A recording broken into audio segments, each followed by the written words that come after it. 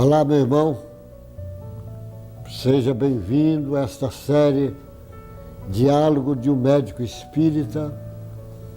Hoje contarei o caso do dono de um banco em Minas Gerais.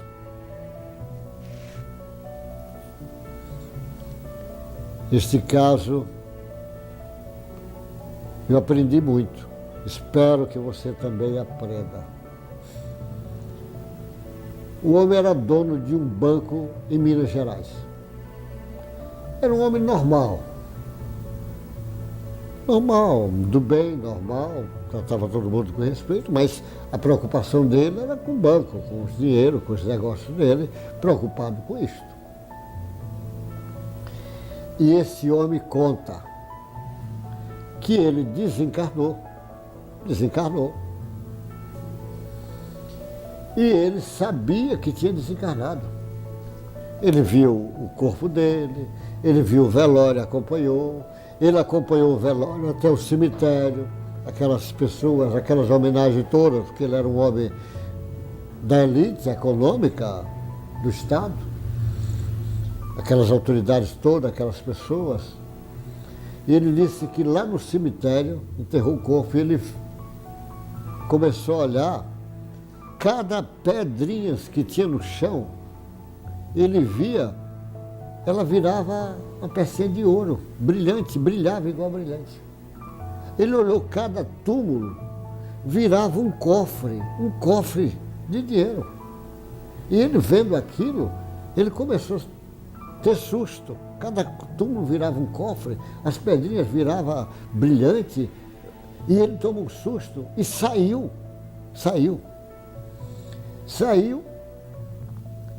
e resolve pegar um bonde. Pega o bonde. Lá, o bonde, pega. E ele viu que o cobrador, o botão da camisa do cobrador, cada botão virava um botão de ouro. As moedas que estavam ali na mesinha para o cobrador dar o dinheiro, os trocos, virava tudo moedas de ouro, as notinhas de ouro. Ele vendo aquilo, tomou susto e pulou do ônibus. Foi pro show.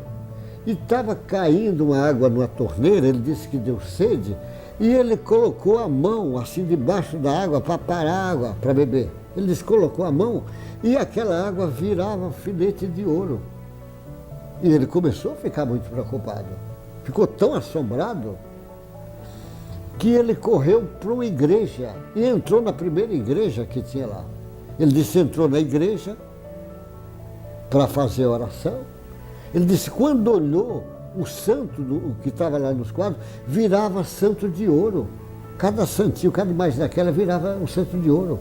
Olhou a Bíblia e a Bíblia era de ouro. E ele disse que entrou em desespero.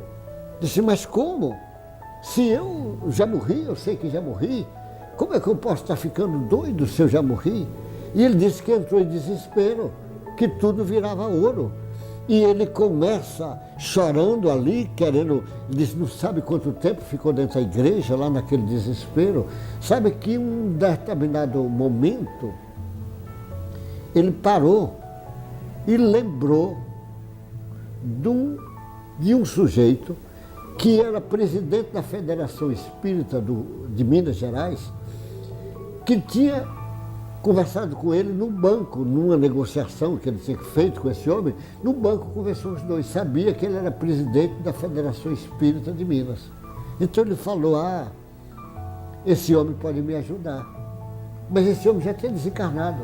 E ele disse que ele fez uma prece ali, pedindo para esse homem vir ajudar.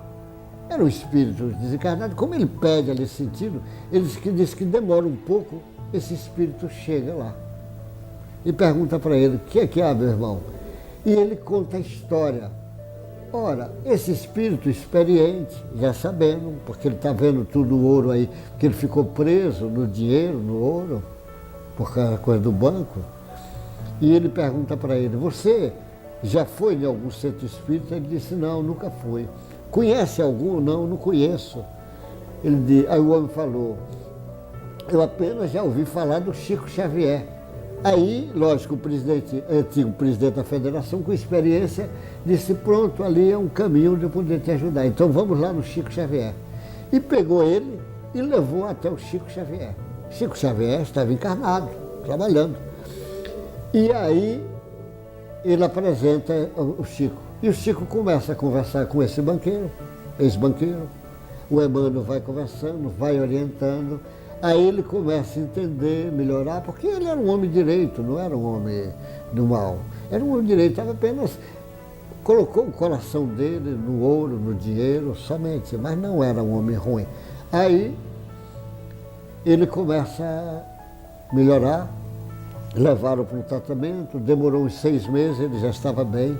Aí então ele conta que ele voltou para o banco dele, chega numa agência do banco dele, lá em Belo Horizonte, e viu que tinha 3 mendigos na porta do banco, pedindo esmola.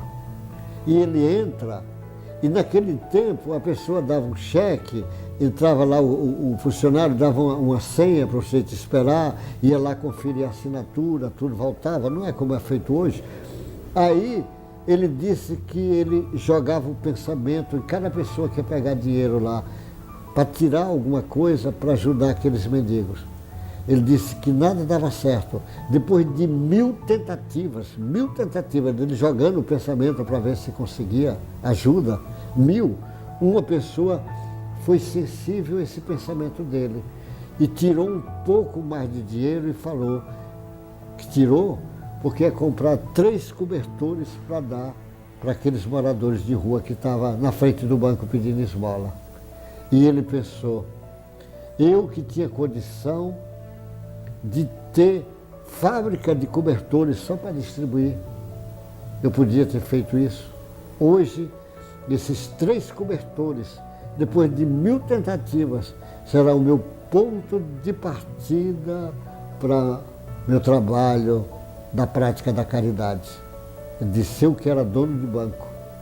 Esses 3 cobertores, depois de 1000 tentativas, é a primeira influência que ele está exercendo realmente na direção da caridade. Ele disse, eu poderia ter fábrica de cobertores. Fica uma lição muito forte, principalmente para quem tem a prova do dinheiro, que é uma prova muito difícil. Às vezes, a pessoa nem para ver que há tanta gente carente, tantas pessoas precisando de uma xícara de leite, às vezes de uma roupa, de uma coisa mínima. E às vezes, no nosso orgulho, na nossa vaidade, a gente não desperta o interesse para entender essa problemática humana. Fica a lição daquele mineiro. Esses 3 cobertores será meu ponto de partida para a senha da prática da caridade. Meu irmão, Deus te guarde, te proteja e que a lição desse banqueiro sirva para todos nós. Até o próximo encontro. Boa sorte.